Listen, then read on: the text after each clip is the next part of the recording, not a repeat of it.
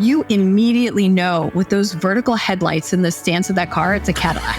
It's just this bold presence on the road. Today, I am speaking with Melissa Grady Dias, global CMO at Cadillac, an iconic American luxury automobile brand. We've modeled out the whole entire US to find who are Cadillac likely prospects.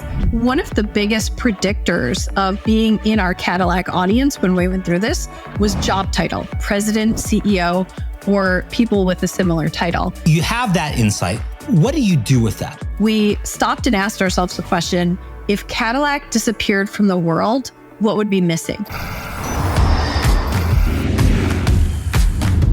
We are helping people embody their dreams. And so how do we champion that? How does that play out for us as a brand? There's a whole trend going on now around personal renaissance. What do I want to change? What do I want to go back to? Who am I going to be moving forward? Like, what does my future look like?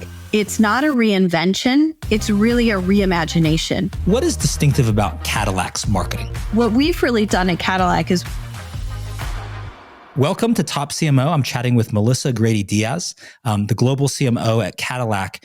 And Melissa, we've chatted before about this. It's kind of a bold statement. I'm going to paraphrase you, but the idea that maybe demographics are dead.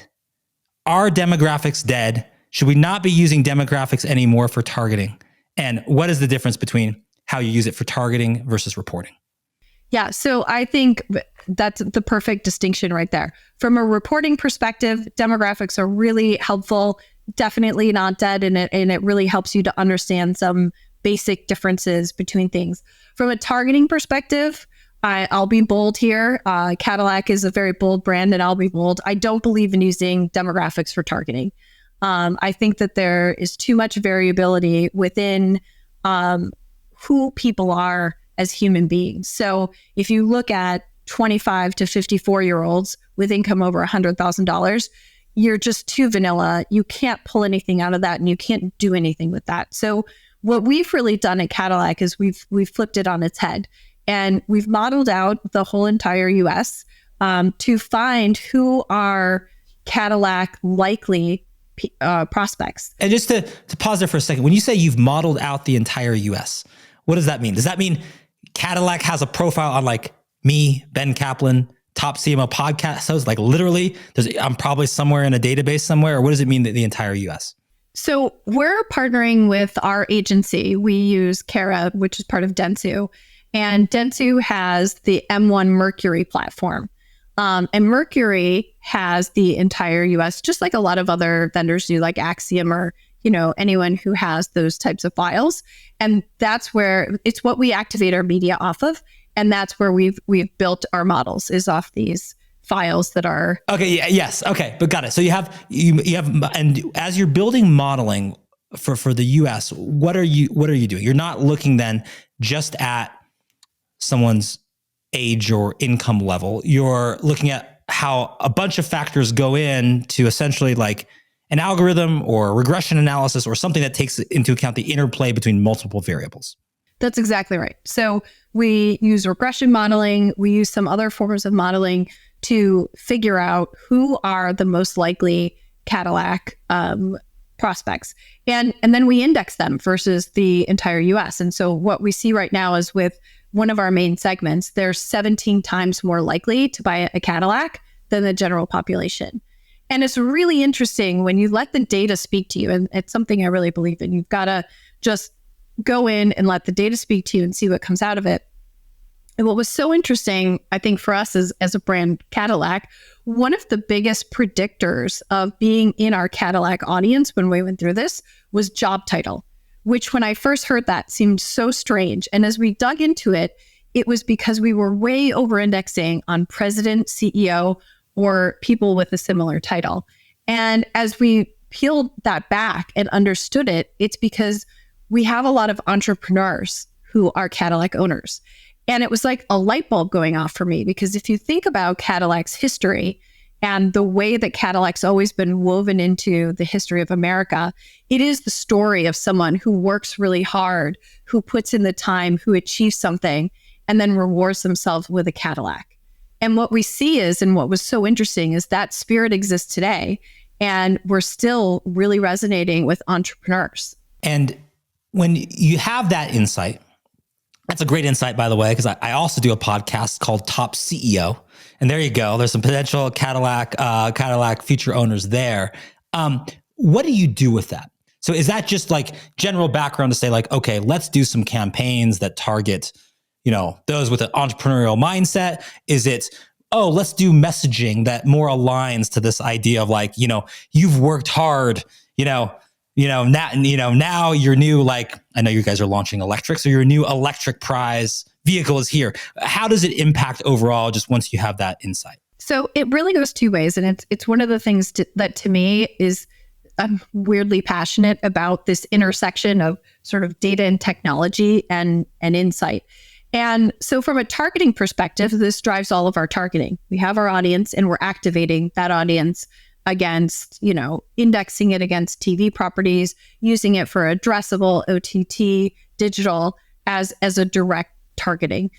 But where the beauty really comes in what you're talking about is when we have that understanding, it's helped us to really drive our clarity as a brand.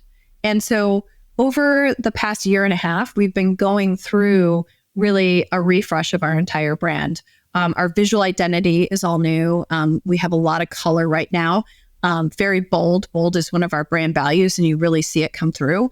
But we also were able to hone our brand purpose, and then you've probably seen our tagline, Be Iconic. And the brand purpose is we exist to champion big dreams and bold ambition.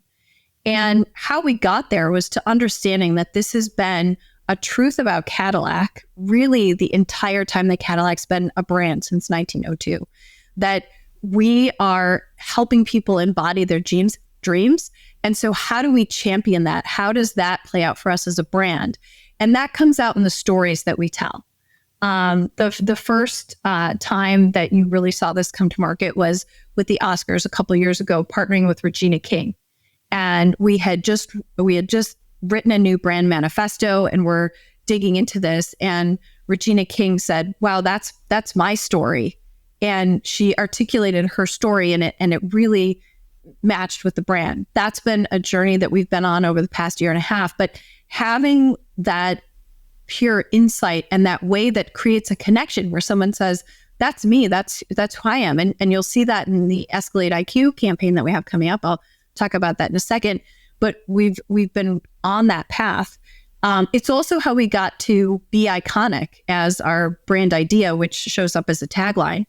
And when you think about Be Iconic, it's really about, I feel like it's a personal rallying cry. I think on some days when I need a little motivation. You need like a little pick me up or something. You're like, Melissa, you're in front of the mirror, you're getting ready to go to work. You're like, I'm going to be iconic today.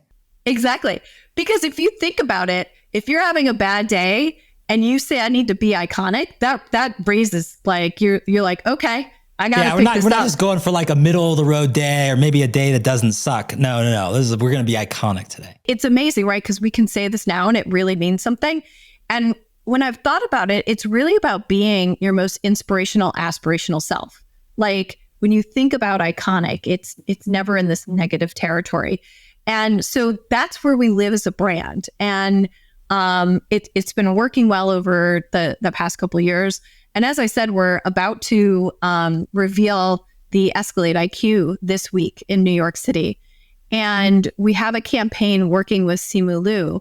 And it's very interesting because he also has this Renaissance type story. And again, it just matches with everything we're saying. As we were looking at how Cadillac as a brand was going to move into EV, we were saying, it's not a reinvention. It's really a reimagination when we look at it. We have been in the middle of a product renaissance for, the past 5 to 7 years. We've got all new products that are on the road, and we keep bringing good new products, amazing new products. They just happen to be EV now. Well, and it's interesting to think about because the way you've described it thus far, I mean, you've put a lot of effort in sort of modeling your future buyer. That's interesting. And it's interesting, your background. I mean, your background is in a lot of digital performance marketing, which is just an interesting choice for Cadillac, which would be historically a very kind of like brand forward entity, right? Yeah. That would sort of, if there's a bit of a divide on the show, we talk a lot about maybe there's not such a big divide between brand marketing and performance marketing. But you'd say historically, probably a brand that lands more on the brand marketing side, given where you are in the market. Now you have a background with performance marketing. You're doing a lot of modeling, which is interesting. But how do you deal with this challenge? It relates to what you just said, with kind of moving into the era of electric vehicles, which is you can model this off of your ideal, you have a big customer database, you go in and model it after very sensible would be, who are the big, high dollar value customers of Cadillac? You've probably bought multiple Cadillacs. What do they look like? Maybe it's the CEO, maybe it's the president, like you said. But that doesn't necessarily mean they're an electric car buyer, or they're an electric car buyer right now, maybe 5 years from now. So how do you think about modeling given everything that you have this great database, but you're actually going into new territory?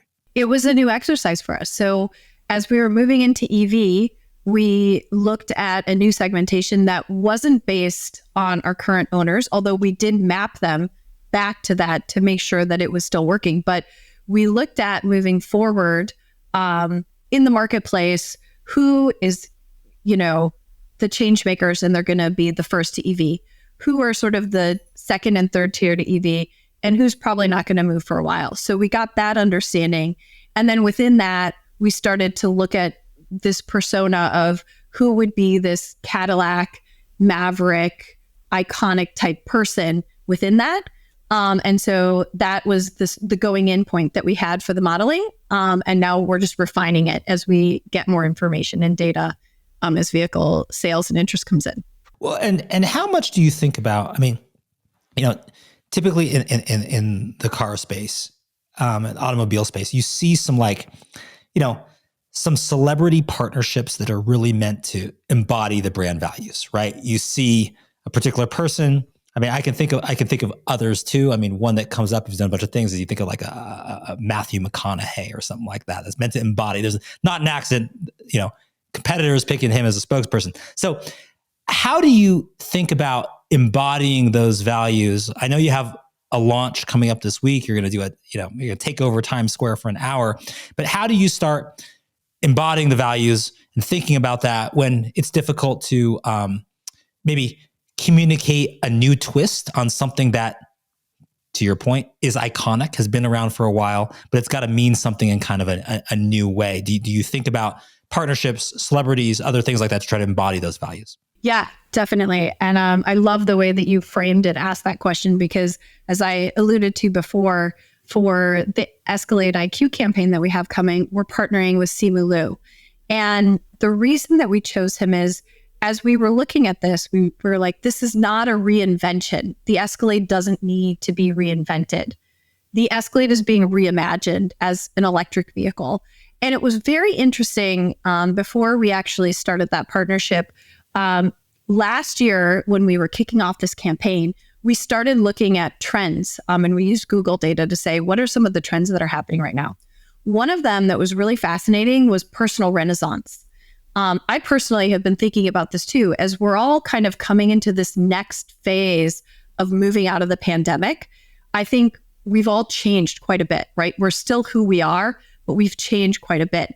And there's a whole trend going on now around personal renaissance and who am I reimagined? What do I want to keep from the pandemic? What do I want to change? What do I want to go back to? And so tapping into that, we looked at this is what we're doing with the Escalade. It's the Escalade reimagined. And what does that renaissance look like? And I love the story. I didn't know this until we were going through this campaign, but Simu Liu actually used to be an accountant at Deloitte, and he got laid off. And just as context for Simu Liu, actor, Canadian actor, kind of in the Marvel universe, I think was recently in the Barbie movie, I want to say. And so just as background, I had no idea that he was an accountant. Okay. I had no idea either. And so he took that moment in his life and said, who am I going to be moving forward? Like, what does my future look like? And now here we know him as a Marvel actor. and not at all as his previous life. So I think that was like quite a reimagination. And so in the film that we have for Escalade, Simu tells his story, and then we talk about the reimagination of the Escalade. So I think just to answer that, it's that interconnection where we really see that embodiment of the brand and where we are. And I love the beauty of people telling their stories that aligns with where the Cadillac story is. Well, and it's interesting to think about this idea of sort of reimagination as the hook right now, just because it's an interesting one, because you're sort of like trying to go from like where you are to where you want to go. And it's a transitional time, and it sort of makes sense to embrace that because you're sort of neither here nor there. And brands sometimes have difficulty because you're like, have to honor, particularly iconic brands, have to honor the legacy. Can't just do anything crazy. But we clearly need to evolve, right? World is evolving. We need to do it. So that's an interesting one on just sort of like embracing moments of transition as the sort of creative kind of underpinning of this. Yeah, I love the way you put that again. It's been really interesting as we go through our brand, whatever we want to call it, evolution into EV. What's been so interesting to me is the DNA that exists in Cadillac, and the fact that we don't have to completely change or transform. And what's actually really helped me guide us through this is to lean into our history and to understand where we came from. This is something I've talked about before. It's one of my favorite things as we were going through this process of figuring out what was the brand going to be moving forward. We stopped and asked ourselves the question, if Cadillac disappeared from the world, what would be missing? It's so simple and so powerful. And the answer, when you say it, is very obvious. It's an American icon, and it's a symbol of the American dream. And I think that plays into this whole conversation we've just had about who does Cadillac appeal to and what is it? And so to understand that that's where we've always lived in the fabric of American history and as a brand, it's just really interesting. And I think that it helps that we as a brand are just leaning into who we are. And I think, just as you said, in this process, we're transitioning, and it's not a like full stop turnaround. It's not a revolution. It's not any of those things. It's really a transition into our next phase, but being true to who we are. Well, and some interesting things about this kind of pre-pandemic area, how Cadillac would market. Tell me if these type of things that was, I think, unique to the brand, you still do or would do. Like, for instance, I remember seeing, Cadillac had a program, and I would see it show up in places where you just had like a fleet of Cadillacs that would show up at like, kind of festivals or events or things, would offer rides. I remember like, seeing that like show up at Art Basel or seeing that show up at other places. And that was to kind of be, I think, sort of, I don't know, I guess I would say you sort of seemed present at a lot of places where trends were forming and influencers were and things like that. Do those kind of, and I hadn't seen another car company do that in the same kind of way that Cadillac was doing it. Do those kind of programs still have a place in what Cadillac is doing? Or have you sort of, as part of the reimagined some of those things that we had seen maybe for a few years before the pandemic? I feel like I'm going to answer that two ways, but I think the first thing, first of all, I love that you noticed that. That was exactly what the strategy was. And I'm really glad that came through to you. Obviously, during the pandemic, all of that stopped. And right now, I think we still love that strategy, and we're looking at where and how we can be in places. And also, I think struggling with exactly what the media mix is going to be and where we're going to, as we're trying to move into EV, and we don't yet have fleets of EVs. So where are we going to show up and how? And so, like, for instance, you'll see that at the US Open. And we're looking at where are the other places where we can really do that. And it makes sense right now. I see. Well, and maybe related to, talk about the sort of the genesis of the Times Square takeover for an hour that's happening now, about to happen. Where does that sort of come from? And because you have this sort of ethos of being bold, how does that kind of fit into the kinds of activations? And you must have a lot of opportunities, and people probably come to you with a lot of ideas. How do you choose what's going to be sort of a Cadillac moment, particularly launch moment, and what's not? For this one, I think because we were doing the reveal in New York, we wanted something that felt bespoke to New York and was a very New York moment. And we really wanted to make an impact that was scalable. So, you don't want to do something that's going to just live in one place. And so we've done a total takeover of the digital billboards within Times Square. And you'll be able to see it on our social. We're going to have a lot of videos, so you'll be able to re-see this within social channels. But there will be a moment where Times Square the billboards will go dark. It'll be right at dusk. And then we'll have a video that starts, and the video starts in black and white. And it's talking about what we've been talking about, reinvention versus reimagination. And it says, you can't reinvent the wheel, but you can reimagine it. And then we start moving into the color world of Escalade IQ. And that story, and I think so you'll go from this gray scale video into like color. And it'll really be a moment, and wherever you look, you'll be seeing Escalade IQ.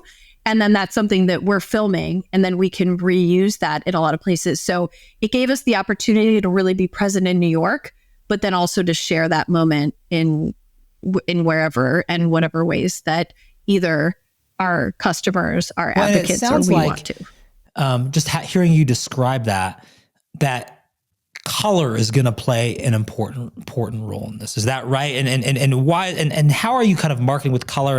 And I'm sort of picturing, because when you think of an Escalade, it's often a black Escalade. You think of the fleet of black Escalades, and it sounds like, and I don't know if this started with the product team and like, hey, this is like an insight that, hey, we can change up the colors a bit here, or we can do something, or if that's a collaboration of product and marketing in some sense, is you can say like, hey, what signifies reimagination, right? Like, oh, let's reimagine something that we thought was only looks a certain way and it doesn't.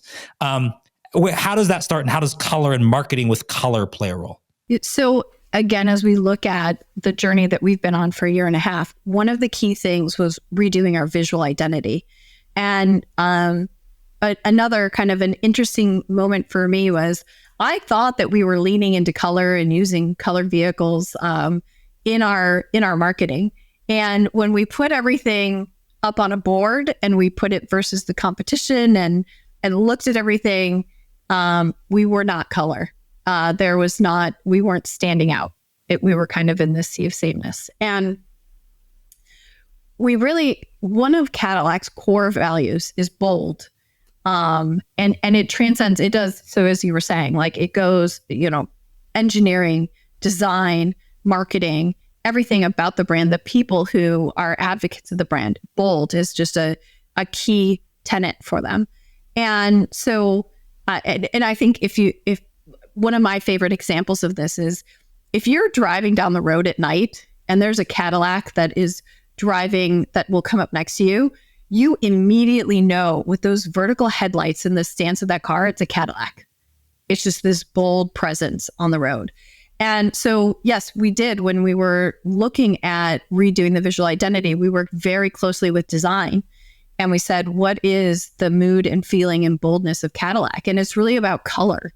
And we're just leaning into what color is and does. And so if you look at the evolution of our advertising, and especially, I think right in the name of it, we had the Colors of Emotion campaign that we did with Labyrinth for the lyric. And so there was the red spot and the gold spot. And so as you look at what the color looks like as we're moving through, and with Escalade, you'll see the color as well. And I think when you think about Times Square, it's so important, right? Because as you look around and all the stimulation that you get from Times Square, it's really about color. So interesting in two fronts. One, in terms of the brand legacy, there is this notion of a pink Cadillac, right? Where that's a pink Cadillac. There's a song, there's a movie. It was a thing. If you were successful in Mary Kay Cosmetics, you might have gotten a pink Cadillac. So there's some history there. And it's also interesting to think about, campaigns that involve product and marketing where really color was important. And I think one that I think of is a lot of what is interesting, thinking about what Apple did. And really, whether it was the iMac, later on, the iPhone, where Apple has a certain sort of minimalist, kind of Zen-like, kind of grayscale, black, color, kind of quality to it. And yet, for a brand like that, actually, color becomes these flagpole moments that signify something else and is their way of reimagining, a device that stands out. So it's a kind of, I don't know if there was any inspiration from there or others, but like just brands where color became really important in launching a line or a product. And I think Apple's a great example. Yeah, I think there wasn't one, and Apple wasn't one specifically that we were looking at, but I think we did look at a lot of brands to see the personas that they were projecting and how they were using color or not. And I have a ton of respect for it. Apple's branding is like it's incredible, right? What they've been able to do and how you just know when something is Apple. It's interesting as you're talking about a pink Cadillac, but as you go through Cadillac's history, especially early on when most of the vehicles were coach built, through the history of just having a lot of bold color, it's another thing that just is really about our brand. And if you're going to be bold, color is a very good way to put that forward. So really, we've talked about, you described it well, the kind of from the headlights to the grille to like what's distinctive about a Cadillac. What is distinctive about Cadillac's marketing? And it could be big activation stuff. It could be performance marketing, doing something else. What have you seen in your career that is different about how or unique in how Cadillac approaches marketing, aside from some of the modeling work you're doing? Yeah, I think the biggest thing right now is that we are working on, and hopefully it's coming through, being recognizable as Cadillac. So when you see a Cadillac ad, when you see the rising steps on the crest and hear the music coming through, and then, it goes from the black and white of the crest into this colorful world that you feel Cadillac. And so I think that's really the thing that we're trying to set apart as a brand and to make be Cadillac. Well, and what's next? Are there other channels you're exploring? Are you other, as you do that kind of ideal future owner? Are you playing around in the metaverse? Are you trying other channels? How much, what are you trying? And maybe how much of your budget is like, let's experiment versus how much of it is like sort of tried and true. This is what moves the needle for us. I'd say the budget percent fluctuates a little bit, but we do try to do a lot ourselves. I will say that I'm always someone who likes to be looking at where are the trends going, what are the new things, and how can we sort of play in that space. A few years ago, it was about VR and what would happen if we put headsets in dealers and could we pull people into the Cadillac world. I think what we've seen is that VR is really going to be AR, right? Like it's not this like interruptive experience isn't going to be it. And so we look at and like tying into that, the same thing, the metaverse. Both we Cadillac and we GM have done a few things within the metaverse. Where I think we'll end up with the metaverse is taking the technology that creates these immersive experiences and pulling that into something that's not the metaverse as we think about it today. So how do I give someone a more immersive, interesting shopping experience? How can I layer AI into that to have a personal experience with someone that feels more real? We also have something called Cadillac Live, which is actually a one-way video chat with a person in a studio with Cadillac vehicles, and you can ask them anything. It's sort of like a personal auto show over Zoom. And that's just right off our website. So we're always looking at what the trends are. I think the big one we're all talking about right now is AI.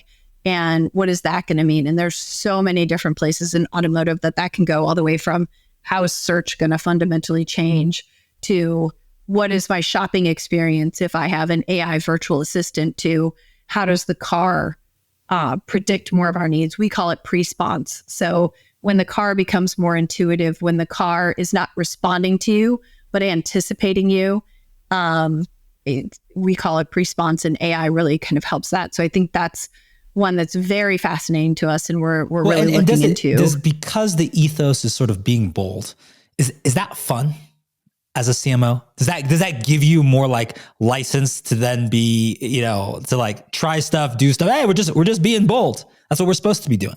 Do you know what's so funny? I've never thought of it that way, but I'm totally stealing that from you, Ben. Please do.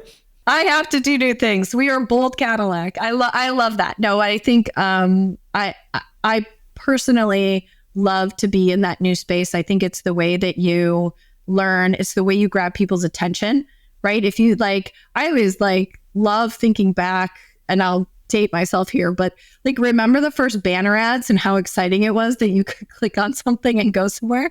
And now we have banner blindness, right? And if you think about the first Facebook in-feed ads, and that was such a new transformative thing. As you get into all those new things, it allows you to engage with people in a different way before they've sort of, gotten whatever, from banner blindness to whatever else it is. And all of that we talked about, and just to kind of wrap up, I'd love to kind of, learn more surprises or interesting things about Cadillac, because it's a brand that a lot of people know. What is that? We talked about, very much would expect, like you said, the job title, like the CEO or the entrepreneur would maybe like a Cadillac. What is there a surprising insight in there? Just something you don't expect, that's some kind of interesting, target that you've played around with, or some kind of quality that we wouldn't immediately associate that you've leaned into a little bit? Oh, that was for a minute, I was like, where am I going to go with this? But actually I do have one that was super interesting. We found out, golf, tennis index really high. That all makes perfect sense, right? One thing that we found out that indexed really high for Cadillac is culinary interests. And that was a big surprise for me. Why would that specifically have anything, the Cadillac? And it was an interesting one. And I love the thinking that comes out of things. So when we were launching Lyric, the team came to me and said, well, culinary is indexing really high on this. It's one of the highest things. And I said, that's great. I just don't know what you do with that with a car, because we always need to things need to make sense. You need to give people a reason to engage. Well, we actually did something called the electric kitchen with Lyric, and we worked with 2 Michelin chefs, had them take inspiration from the Lyric and create this whole bespoke meal and experience. It was in LA at Vespertine, and it was a very cool experience where you went through and had the food. Now, that again, if we're talking about with Times Square, but to a much smaller thing, there's only so many people you can get through that. So we actually partnered with, and we've done a few of these, we partnered with 60-second docs and created 2 mini documentaries that talked about the food and the car and why they took inspiration from these things. And they went viral. They did really well. So that was when I think that was, to me, such a surprise that not only did that exist, but that we found a way to create a connection with millions of people. It's interesting when those happen. And it's interesting that I sometimes feel that market research and being on the front lines of it ought to be a little bit more closely connected with it's closely connected with marketing in terms of you build your personas, you build your use cases. It's kind of the foundation, right? And you go do stuff. But sometimes you get an insight that just leads you straight to campaign or something else that's just interesting. I'll give you an example. We've done a lot of work for Budweiser, and one of the things that came out from some of the market research we did, that if you're drinking a Budweiser versus you're drinking a Heineken, the Budweiser person is going to be chatted up more at the bar. It's just there's something about it. It's you're approachable, and this is important because Budweiser is genuine and authentic, is important for their brand position. So, in Budweiser's mind, it's hey, if you're drinking a Heineken, you're trying a little bit too hard to be cool. Maybe people won't chat with you quite as much. But if you're drinking a Bud, people are going to come up to you. You're down to earth. You can chat. And so that led itself to a whole campaign that was about what does your drink say about you? What are you communicating based on what you do? That was a successful campaign that we did, but it was we sort of skipped all the steps. It wasn't just market research foundation. Let's do it. Let's just jump to a campaign. And sometimes you get those insights, and it sounds like that's what you had around the culinary insight.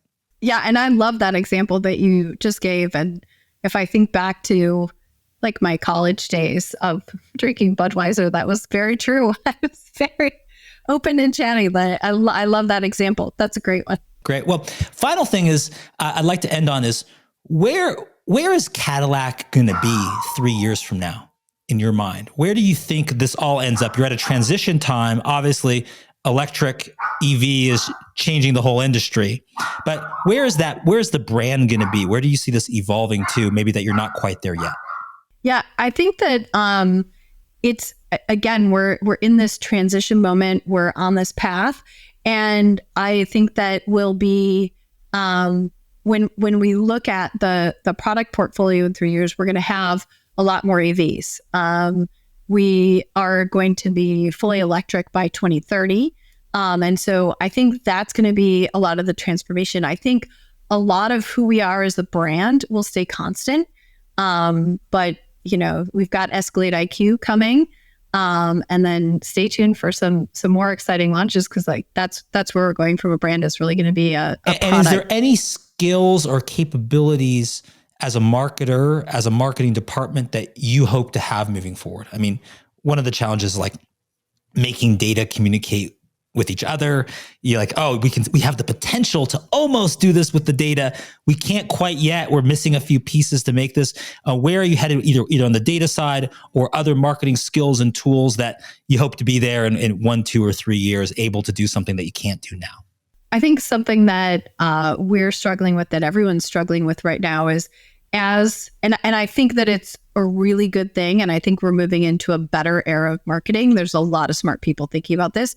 But as we're moving from cookies to identity, and then trying to figure out how do we better measure, one of the things that I think will be an output of this, and something I'm very excited about, is as we start to really understand our target and we start to really understand who we're reaching, we can redefine reach and frequency. And so instead of, to me, where I want reach and frequency to be is, instead of, we've reached 80% of the people on average 3 times, to say, here are the people that we've reached. Here's where we have a gap in our reach. And so here's the ways that we're going to engage with people. And I think that the tools that we're developing and the way that we're looking at things are going to really help us so that we have better, more real connections across the ecosystem. And I think, we're as an industry on the precipice of this. I'm really excited about it. According to Melissa Grady Dias, when it comes to iconic brands, the best strategy is to reimagine them rather than reinvent them during times of transition. To embark on this reimagination, start with the data. How well do you know the preferences, interests, and even hobbies of your customers? Next, find the hidden truth within your brand. While Cadillac's roots were once a symbol of success and goal attainment, how has that evolved into an entrepreneurial vision in modern times? Finally, make your marketing not only address your customer questions, but anticipate them. There's great power in answering questions, but even more power in knowing the questions without your customer even having to ask. For Top CMO, I'm Ben Kaplan.